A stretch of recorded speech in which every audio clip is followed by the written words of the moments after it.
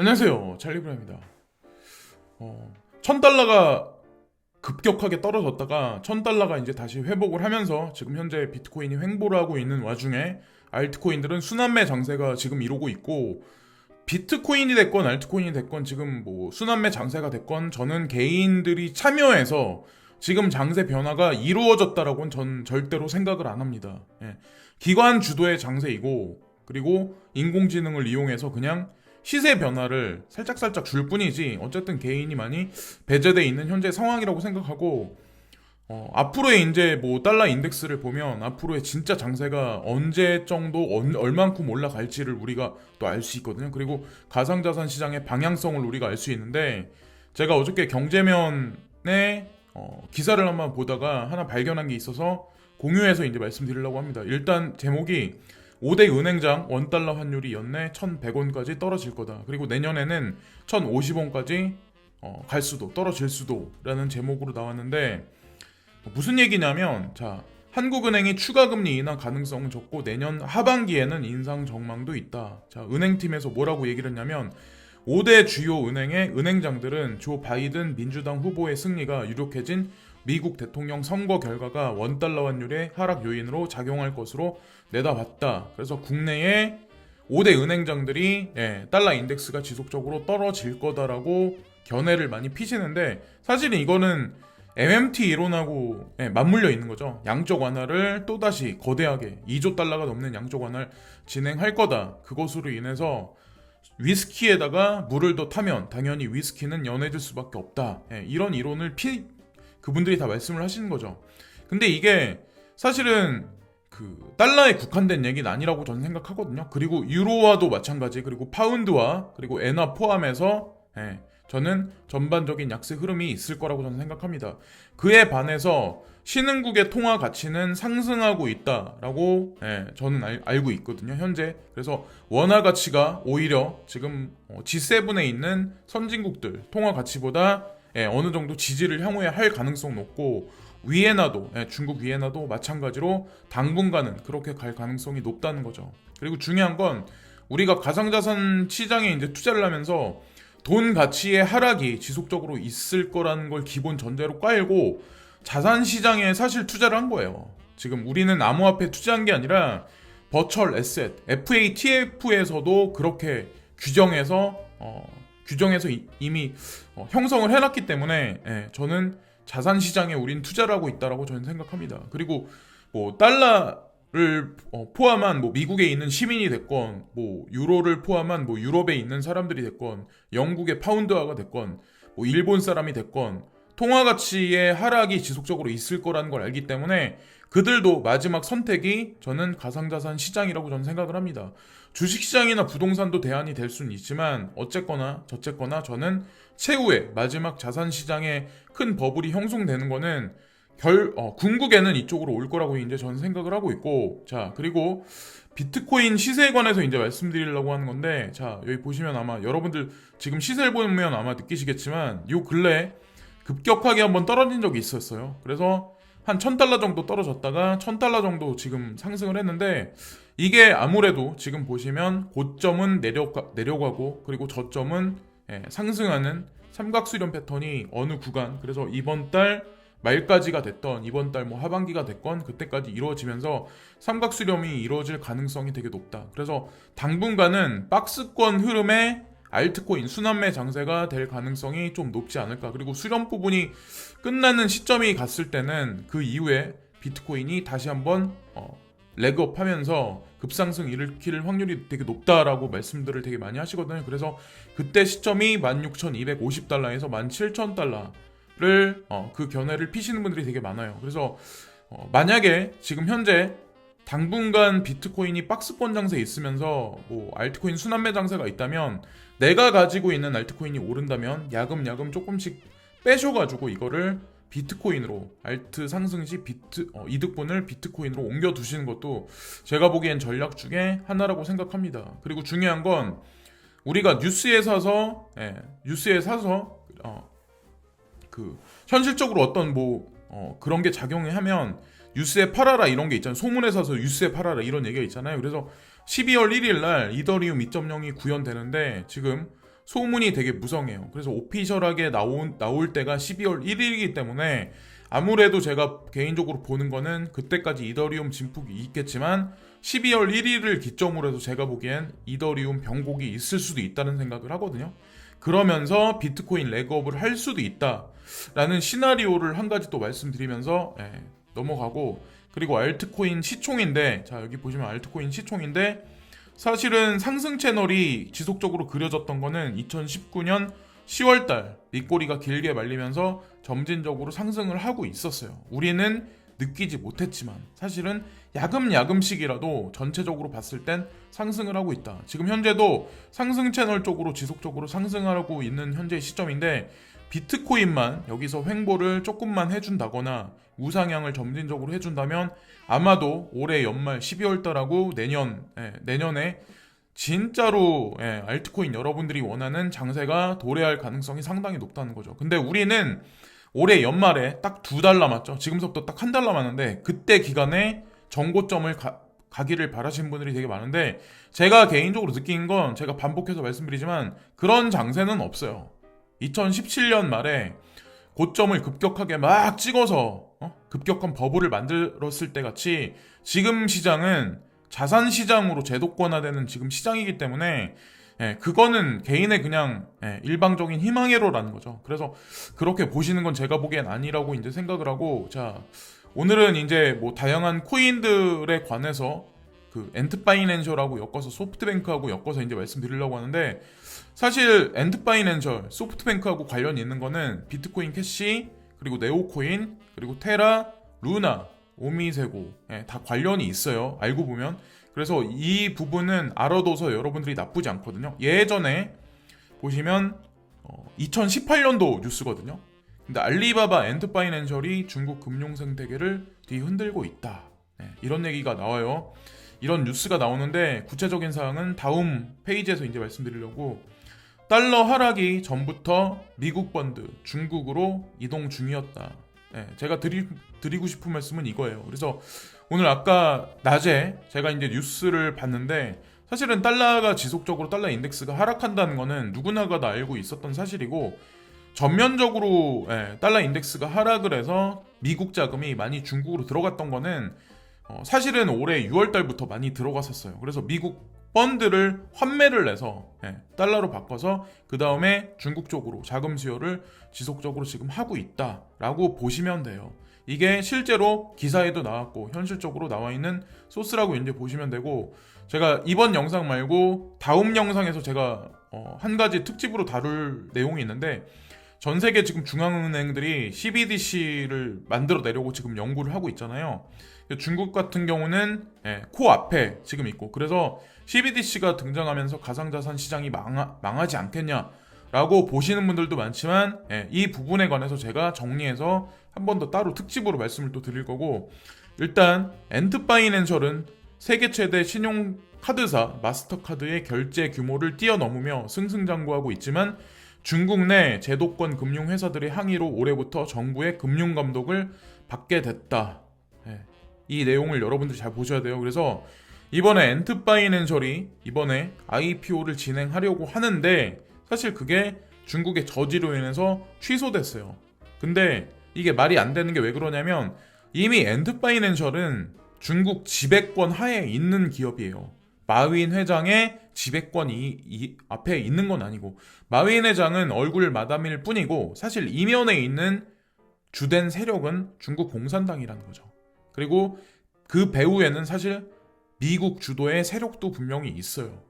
그래서 어쨌든 이 부분을 보시고 다 그게 각본에 의해서 다 저는 시기를 조절한다고 저는 생각하거든요. IPO 시점을.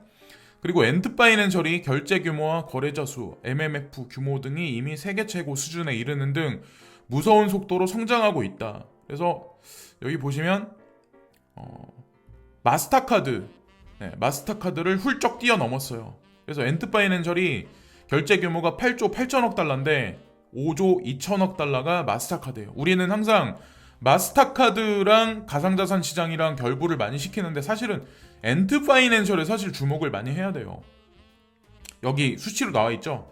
이미 상대도 안 되게 엔트파이낸셜이 넘겼고, 그리고 또한 중요한 건 미국 최대 상거래 업체 이베이의 결제 시스템인 페이팔을 넘어섰다.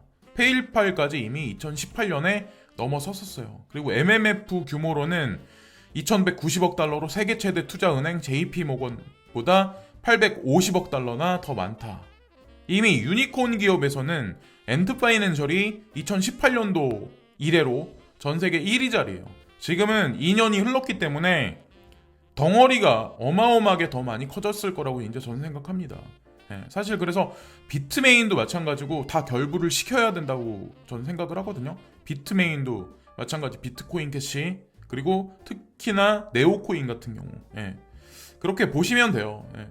해외 투자 기업으로 140억 달러의 투자 금액을 유치하는 데 성공하면서 시가총액이 약 1600억 달러로 늘었다. 이는 골드만삭스 시총의 약 2배에 달하는 수준이다. 골드만삭스까지 넘겼어요.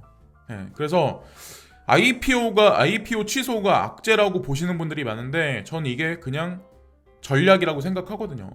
중국 정부는 엔트파이낸셜의 결제 정보를 새 관영 온라인 결제 시스템인 왕리안에 넘기라고 명령한 상태다. 이미 2018년부터 엔트파이낸셜, 알리바바는 이미 벌써 중국 공산당 손아귀에 들어갔다는 거죠. 그래서 취소했다고 해서 이 기업을 규제하고 탄압해서 사라지게 만드는 게 아니라 사실은 본인들의 마음에 맞게 적절한 시기를 찾아서 IPO를 상장을 시킬 거예요. 그래서 제가 보는 시점이 언제냐면 2021년 상반기 전 세계 유동성 장세가 풀려질 때 그 유동성 장세를 이용해서 IPO를 상장시킬 거예요. 그리고 중요한 건 BSN 메타에 선봉에 서는 게 어떤 코인인지 여러분들이 보시면 저는 네오라고 생각을 하거든요. 그래서 네오 코인이 딥바이에 관해서 뭐 이게 뭐 사기다 이렇게 보시는 분들도 많지만 플라멩고를 통해서 그들이 구현하는 경제 인프라를 여러분들이 나중에 가상자산 시장하고 이렇게 짜맞춰 보시면 나중에 뭔가 큰 그림이 아마 나올 거라고 저는 생각을 합니다. 그래서 어쨌건 그리고 중요한 건 알리바바에서 많은 자금이 나온 게 사실은 엔드파이낸셜 쪽으로 들어간 거고, 엔드파이낸셜은 싱가포르에 자리를 틀어가지고 동남아시아하고 전 세계 금융 인프라를 점진적으로 확장하고 있는 현재 단계예요. 근데 그게 전형적인 중국 공산당이라고만 볼 수 없는 게 왜 그러냐면 소프트뱅크 손정희 회장이 알리바바의 지분의 28%를 보유를 해요. 근데 사실상 어느 정도 지분 정리를 했다라고 하더라도 사실 1대 주주는 마윈 회장과 소뱅이에요. 그 이면에 공산당이 있긴 하지만. 자, 그리고 손정희의 소프트뱅크 회장의 비전 펀드에 관해서 우리가 알아야 조금 더 디테일하게 알 수 있어요. 이것과 관련 있는 코인이 있어요. 소뱅하고 미조하고 미조그룹하고 이제 관련 있는 거는 사실 OMG 네트워크, 일명 오미세고 코인이에요. 그래서 이 코인 같은 경우도 시세 증폭이 주기적으로 있었는데 그건 다 이면에 어떤 특정한 세력들이 있기 때문에 다른 코인들보다 조금 많이 파동을 조금 크게 그릴 수 있었다는 거죠. 그래서 어쨌건 소프트뱅크 손정희 회장이 움직이는 지금 보면 비전 펀드 1호가 있고 2호가 있는데 여기에는 미국 세력도 분명히 포함되어 있다. 이 비전 펀드를 통해서 사실은 알리바바에 투자가 돼 있고 알리바바에서 많은 자금이 딸려 나온 거는 싱가포르에 지금 창립이 된 엔트파이낸셜이다. 이렇게 보시면 돼요. 이거를 이분법으로 너는 미국이고 나는 중국이고 뭐 이렇게 이분법으로 뭐 동양인이고 백인이고 이렇게 이분법으로 가르는 거는 그냥 개인들이 그냥 색깔론을 대입을 하는 거예요. 진짜 금융 세력들은 그런 거를 딱딱 구분하지 않아요. 여러분들 아마 아시겠지만 멀티컬처 같은 데서 좀 약간 있었던 사람들 성향이 뭐 한국 땅에서만 계신 분들보다는 조금 이분법 같은 거를 잘 하지 않는 경향이 없잖아 있거든요. 저는 이 다국적 기업에서 움직이는 이분들 같은 경우도 마찬가지로 색깔론을 필 거라고는 생각 안 해요. 그래서 어쨌건 뭐 골드만삭스, 마이크로소프트, 애플사 이들도 마찬가지로 소뱅에 투자를 했었다는 거죠. 비전 펀드 투자를 해서 그런 자금들이 다 오가는 거고, 그리고 우리가 이제 어떤 하나의 뉴스를 보면 많은 상상을 하고 부정적인 결론을 도출을 되게 많이 시키는데 그런 거를 좀 색안경을 끼고 항상 필터링을 해야 되거든요. 왜 그러냐면 2020년 6월 11일 날에는 이런 뉴스가 나요. 비전은 어디 갔나요? 손정희 비전 펀드의 추락. 그래서 뭐 소프트뱅크 망한다 이런 얘기를 아마 여러분들이 되게 많이 보셨을 거예요. 이거는 주기적으로 나와요. 이런 뉴스는 뭐 코로나19로 인해서 경영난이 심화돼서 뭐 직원을 구조조정해서 15%를 감원한다. 2호 펀드, 비전 펀드는 자금 조성도 난항되고 규모도 축소될 듯 막 이렇게 나와요. 그러나 한 3개월 지나면 또 다른 뉴스가 나와요. 그래서 엔드 파이낸셜 뉴스도 그거를 걱정하실 일이 아니라는 거죠. 자, 딱 3개월 딱 지나서 9월 4일날 되니까 무슨 뉴스가 나오냐면 소프트뱅크 완전 분석. 손정희는 왜 비전 펀드에 올인을 했나? 20년 전 3천만 달러 부족해서 아마존닷컴 투자 불발의 통환. 2040년까지 5천 개의 계열사를 집단으로 거느릴 거고 선언한 비전 실현의 결정체. 비전 펀드 위험성은 과장됐다. 소프트뱅크 전체 투자액의 10분의 1에 불과하다. 이게 현실이에요. 비전 펀드가 잘 안 된다고 해도 소뱅은 망하지 않아요. 이들의 자본 규모의 10분의 1밖에 안 돼요. 근데 대중은 하나하나의 뉴스를 보고 모든 걸 판단한다는 거죠.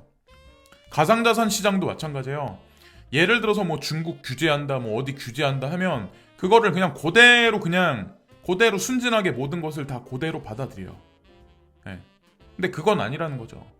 왜 그들이 그런 뉴스를 중국 악재 뉴스를 던지고 나서 왜 지금 불장을 만들었나? 이런 면을 잘 가만히 보시면 언제나 개미 뒤통수를 항상 쳤다는 걸 알 수가 있어요. 소뱅도 망하지 않아요.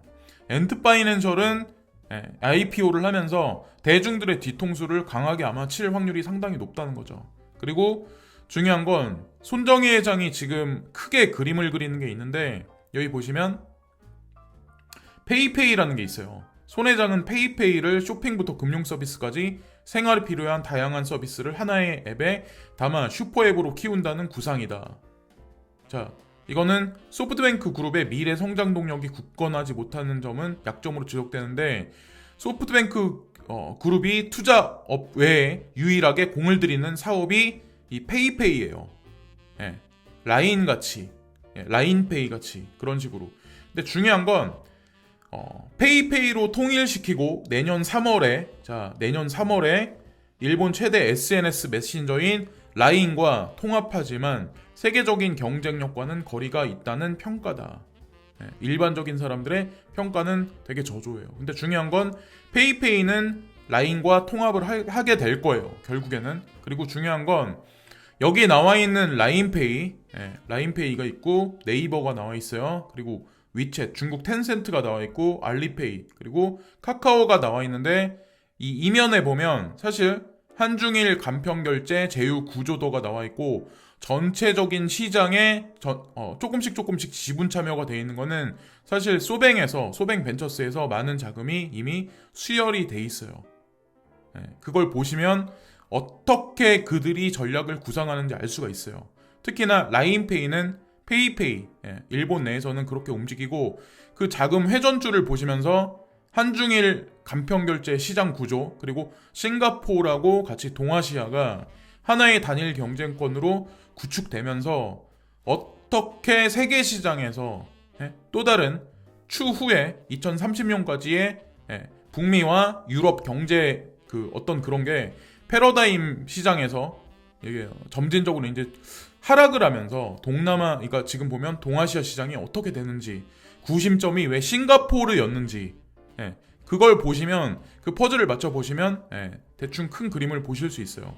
거기다가 한 가지 우리가 눈여겨봐야 되는 게 뭐냐면 신현성이라는 분을 우리가 봐야 되는데 티켓몬스터라는 회사의 대표죠. 원래는 창립자죠. 근데 티켓몬스터도 원래 초반에 창립이 될 때 제가 알기로는 소프트뱅크가 관여가 돼 있는 걸로 알고 있어요. 그리고 신현성이란 이분 같은 경우는 사실 손정희 회장 라인으로 제가 개인적으로 알고 있거든요. 그리고 어느 순간에 싱가포르의 차이 코퍼레이션을 테라에 정립을 시켜요. 이러면서 공유경제, 이커머스에 관해서 이 어떤 페이먼트 시스템에 관해서 지금 샘플링을 지금 현재 하고 있어요. 싱가포르 쪽에서. 그리고 구체적인 사항을 여기 보시면은 2월 대통령이 승인한 이 법은 여긴 싱가포르 얘기하는 거예요. 디지털 토큰의 결제를 법적으로 허용하는 내용을 담고 있다. 신현성 공동대표는 당시 싱가포르에서 고객이 바로 암호화폐로 결제할 수 있을 것이라고 전했다. 라고 여기 나와요. 원래 국내에서 하려고 했지만 우리는 규제안이 명확하게 나온 게 없어요. 명확한 가이드라인이 없어요. 그래서 싱가포르 쪽으로 대다수의 핀테크 업체들은 다 몰려가 있어요.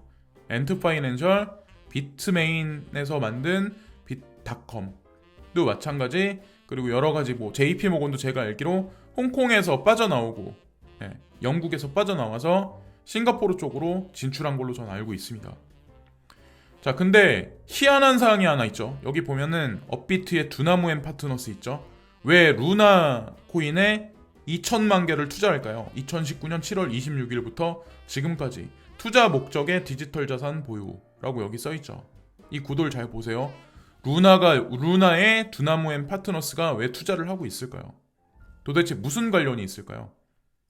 자, 여기 보시면 답이, 제가 그래서 그런 말씀을 드리는 거예요. 이 구도 관계가 있다니까요. 소뱅하고 신현성의 라인, 손정희와 신현성 라인, 그리고 그들이 그리는 그림이 사실은 여기과도 맥락을 같이 해요.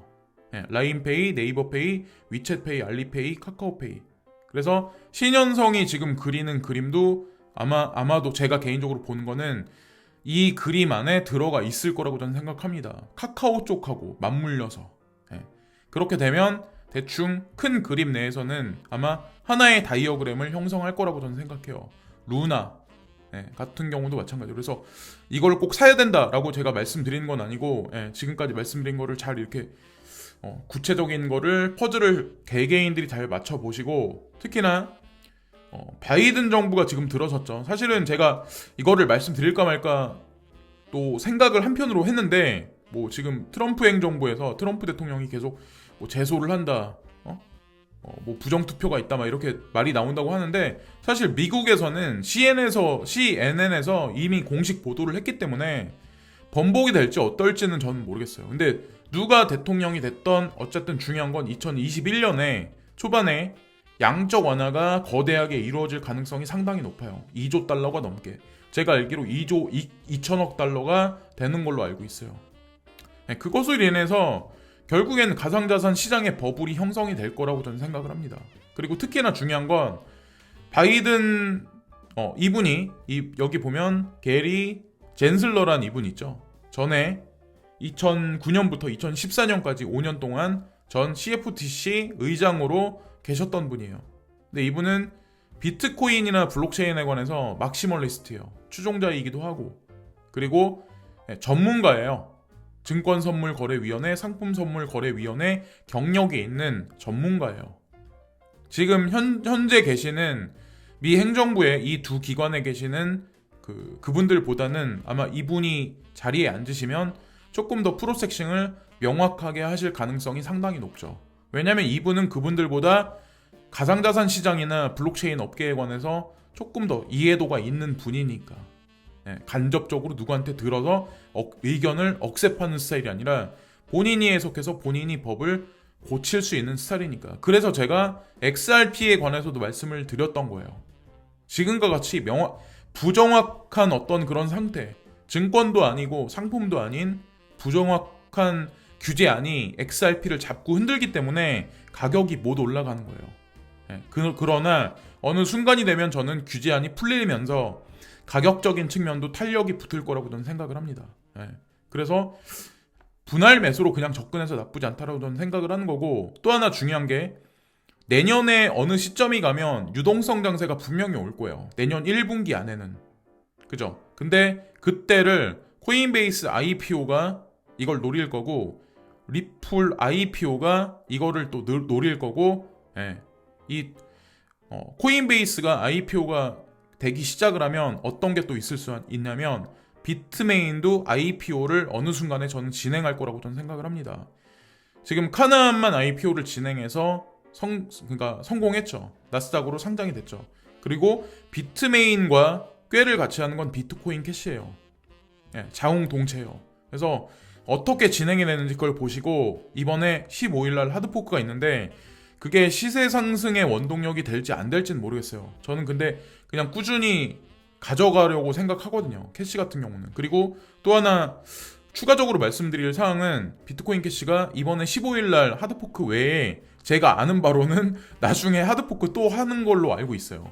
이게 내년이 될지 아니면 후년이 될지 몇 년 후가 될지 모르겠지만 어쨌든 하드포크를 또 한다라고 알고 있어요. 예, 그래서 뭐 어떤 일이 있을지 모르겠지만 어쨌건 비트메인도 IPO가 유동성 장세할 가능성이 있고 또 하나 국내 같은 경우 빗썸이 IPO를 진행할 가능성도 높다.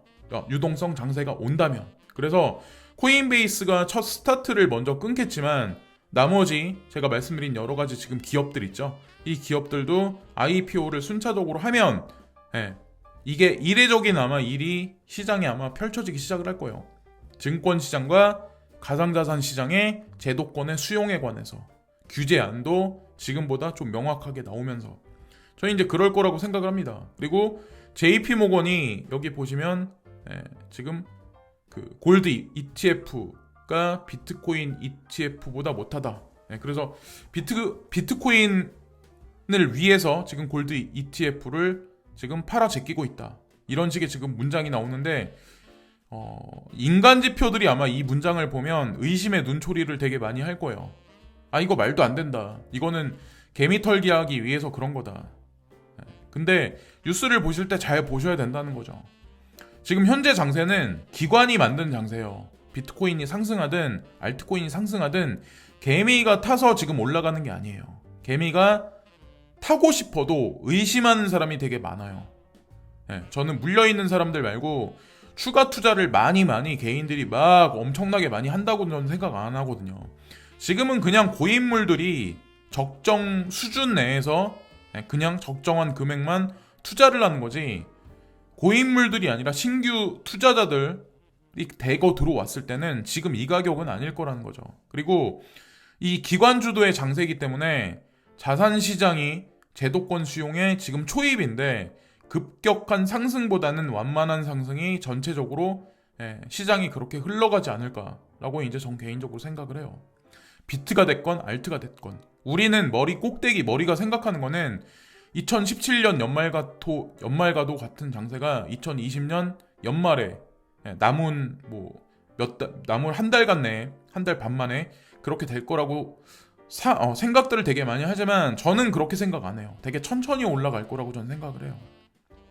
제도권으로 한 발 한 발 가면서 그게 더 훨씬 나을 거예요. 자, 그래서 여기 나와 있죠.